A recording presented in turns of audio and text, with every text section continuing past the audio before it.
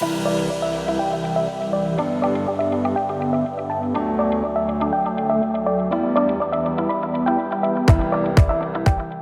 health and wellness providers, we know that better patient outcomes require a whole person, multidisciplinary approach that we just can't provide on our own. That's why I've started the Wellness Center Creators Podcast.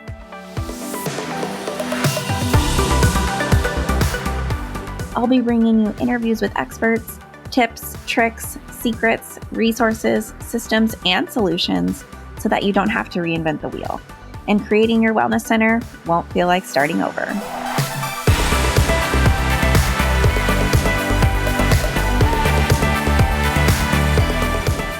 Jane is an all-in-one practice management software with helpful features like online booking, admin scheduling, integrated payment processing, and charting. But there's more to Jane than you might think. The team at Jane cares a lot about the problems you face as a practitioner. One of those problems is the prevalence of no-shows and late cancellations in practices. So they've made it easy for you with a few simple tools built right into Jane. That includes the ability to implement an online booking payment policy, send out unlimited text and email reminders, and enabling waitlist management features to fill those last-minute gaps that weren't preventable. Come see Jane in action at jane.app. If you know you're ready to sign up, you can mention the show for a 1-month grace period on your new Jane account.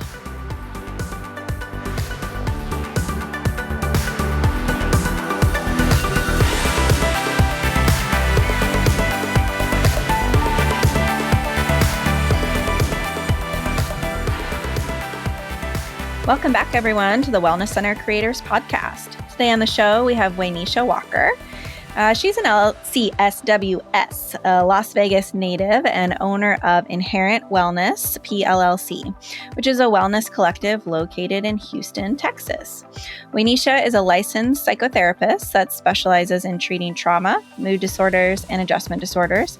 Inherent Wellness offers various avenues of healing, including therapy, yoga, reiki, and massage therapy. Welcome. It's so great to have you. Great to be here, Kendall. So I know a little bit of the backstory of your business, but tell our listeners, you started as a mental health private practice, and now you've expanded to being a multidisciplinary wellness center. So talk to us about that journey. Great. Yeah. So we started just at the beginning of 2020 in January, opened the doors and started seeing people in person for the first time. Prior to that, I had been doing some work with just part-time doing virtual sessions, but I actually opened up the doors to Inherent Wellness January 2nd, and everything started, smoothly and everything was going well. Then suddenly everything shut down. So at that point, things definitely took a turn, and we had to be a little bit more flexible in the way that we would offer care because everything was closed due to COVID. So what were those hard decisions? What did you decide to do next? I think the hardest decision was actually closing the doors and not doing in-person meetings, because even though it had been mandated that, businesses closed down and it was a curfew and all that, people are really used to seeing other people in person. And it seemed like, everyone was they needed that. Like that was the one thing. It's like almost like if you can't eat candy, like you just really want candy, Yep. We were locked in the house with family and, some people in not so favorable conditions and not able to go outside and see other people. And we're afraid of this thing that's outside that, people are dying from. And so it was really difficult to take away that opportunity to have that in-person connection when COVID hit. Mm-hmm.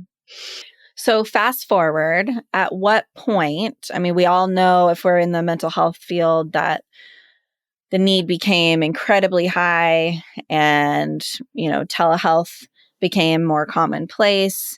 At what point did you decide to bring on these other modalities and be back in person? Okay, so I actually, it kind of came in phases. So I went back in person. It was just me at first. So I was just the lone psychotherapist, seeing people. And so there was a lot of talk online about like, okay, well, do you reopen the doors? Do we not? What are the liabilities of reopening? Is it really safe? And so I think I started doing like a soft reopening. I want to say January of 2021. Or was it January? I don't remember. It was sometime in 2021. I decided that, okay, I would open the doors back and I would see, clients in person again, obviously with precautions being taken, wearing masks and things like that. And it was just me in my little office and, we had social distancing. So I reintroduced that opportunity. And then actually this year in 2022, March, I took on my first set of clinical interns. And so with that, I'm like, okay, well, we're broadening our reach there because they have other clinical interests. They see a different demographic and things like that. And I started to kind of think about, well, what helped me? Like what helped me at times where I actually needed to just kind of let off some steam or, talk to someone or whatever. And I wasn't in therapy myself. And I thought about, okay, well, I actually went to yoga. Like that was my big self-care thing. It's like I would go to hot yoga. I would, kind of build those little relationships there, but I would also, move my body and push my limits and things like that. And so I was like, okay, I want to start offering yoga. And also I had gotten introduced to the idea of Reiki, which I was completely I didn't know anything about it, but everyone was starting to talk about different things they were doing to kind of heal themselves. And I said, okay, I want to start offering that. And the other thing was massage. So I personally, again, I would, because, being a therapist, we absorb things, right? Like we go through, we do sessions by sessions all day and we hear all these different things. And I was like, well, how I took care of myself physically by doing massage. And so I wanted to start offering those things to other people who were seeking wellness. A lot of people hear mental health or they hear therapy and they're like, I'm not crazy. Like I don't do that or we don't do that, especially like in BIPOC communities. A lot of people are just like, we don't go to therapy. We don't talk to people about our business. But I also saw a lot of suffering. And so I'm like, okay, well, you have to do something. So if it won't be therapy, at least I can say, hey, well, come get a massage, or we have yoga every week. Come join us for a yoga session, and also that helped the social aspect of things because again, people had been trying to reintegrate and figure out like, okay, well, what's normal now, and they hadn't really started socializing and things. So yoga allowed for people to come together and the talking a little bit having tea and speaking afterwards that allowed for them to kind of build that social life back up. And so that earlier this year, I decided to go ahead and expand. And I think it was we started our first yoga class at the end of July or beginning of August. And from there, it's just been growing. Congratulations. Thank you. Sounds like you've already had an amazing impact in your community. Our listeners always want to know, like, behind the scenes of that structure of your business. When you started to bring on yoga and Reiki and massage, did you bring these providers on as W-2 employees, as contractors? Are they, renting space from you? How do you do that behind the scenes, and how's that working for you?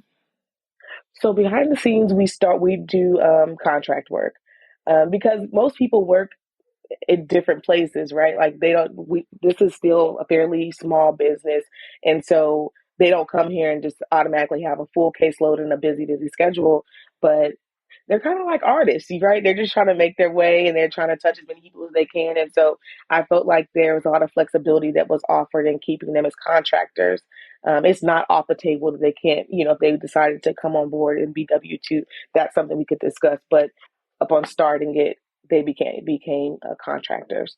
And so they come in, part of their contract is they can use the space, right? So we have an office, they have there's a computer there, there's, everything they would need, and they get to come in and for our massage and everything, we have the tables, we have all the things they would need to do the work, but they're contracted to come and use the space for our clients.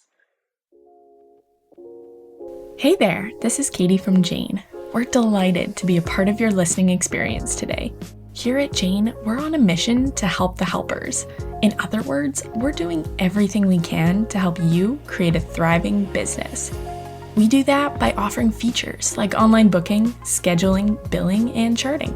We also make it easy for you to use Jane to reduce no-shows and late cancellations in your practice. You'll find that by requesting a credit card on file and enabling text and email reminders, no-shows will drop off significantly, saving you time and potential loss in revenue. Head on over to jane.app to learn more about us, or mention the show for a 1-month grace period if you know you're ready to get started. We'll talk to you later. Since you've been adding these other modalities, what has been the most important, most impactful thing to you, that this business, your business that you've created is now offering your community? Well, I think that the most impactful thing for me has been honestly, like my own personal clients being able to come in and take advantage of other services, kind of being able to be almost that one stop shop. We've had people go through different losses and things like that. And they're just like, therapy is great, but, they leave here and they're like waiting for the next week and they don't really have much planned. And so we're able to say, hey, we have this thing going on. We have group Reiki this week. Maybe you can come by and do group Reiki or you can come by and do a yoga session. So I've been able to see, people I'm familiar with come in and take advantage of the other services, but also see people who don't take advantage of the therapy services come in and connect with other people and heal. My slogan is let's heal. We want people just to come in and heal however you need to. If you never sit in on a yoga class or you never do a therapy session, I'm not offended by that. What I like to see is people progressing, right? So that's really my big focus. And so I think it's been really rewarding to see people come in and see oh, it's actually helpful for me to come in and do this thing too, that they didn't expect to be doing when they came in for therapy. You mentioned the BIPOC community earlier. I'm curious if you can speak to how your wellness center serves the BIPOC community and why that's important to you. Okay, awesome. So one thing that I'm really proud of right now is that we've expanded and I've grown. I've started getting a lot of requests from different universities to take on students, master level students, even like nurse practitioners and things like that. So with those people coming on board, we're able to expand by saying, hey, you may not be able to pay $150 for a therapy session, but hey, you can see an intern at a lower rate and they're being supervised and there's some collaborative work going on behind the scenes, and so they're able to get a decent quality of care even though it's not going to break the bank, because the other thing that came from COVID and just life itself is financial difficulties. So we do that. And also our yoga classes are by donation. So yoga is expensive. I go to a yoga studio and I know how much that can be for a month, but these people are able to kind of just drop in. And if they only can give, $5, then you give $5 and, you do what you need to do. And you come and you do your yoga session and you go about your day. But it's kind of breaking down some of those limitations that exist, right? Some of the barriers. And so financial is one of them. But the Houston is a melting pot, right? There's some of everybody in Houston. And so that's where we're at. That's our home base. And, virtually we can see people all over the state. But in Houston, I feel like this community, where I'm located is in the Heights. And so we're kind of central, some of everybody is around here, but the BIPOC community there's a heavy BIPOC presence close by too.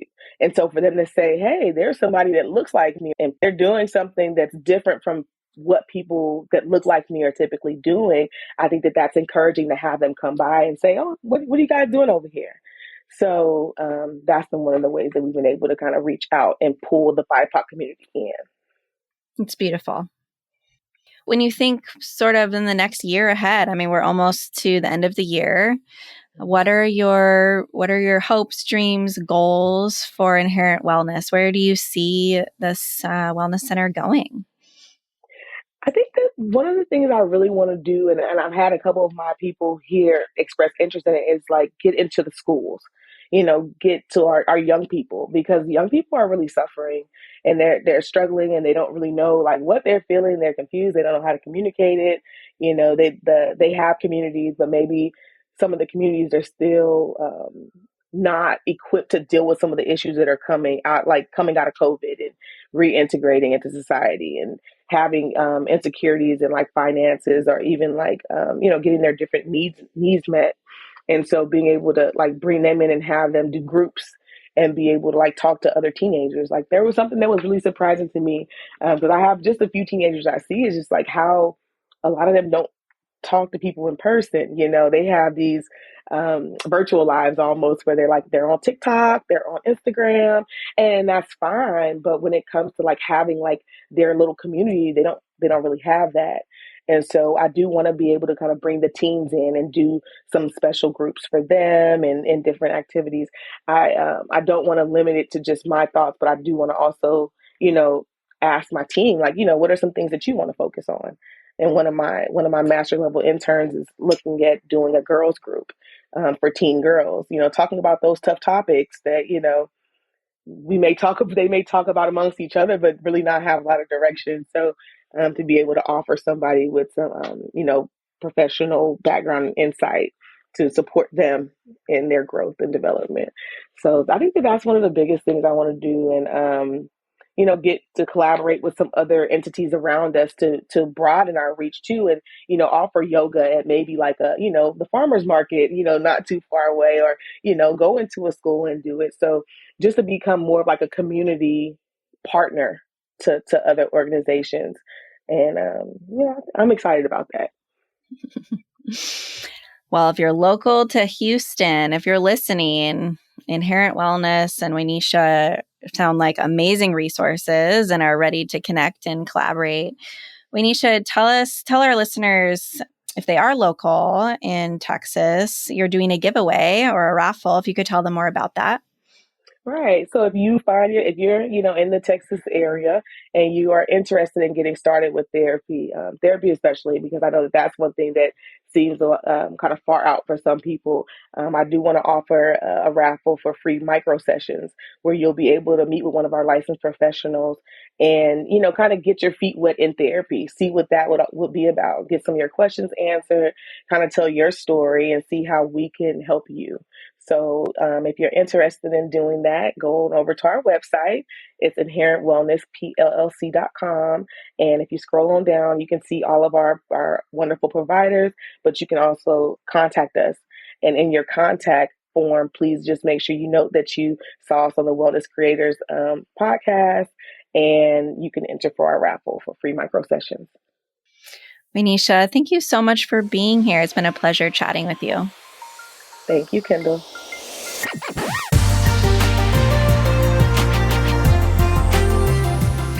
Thanks so much for listening to the Wellness Center Creators Podcast.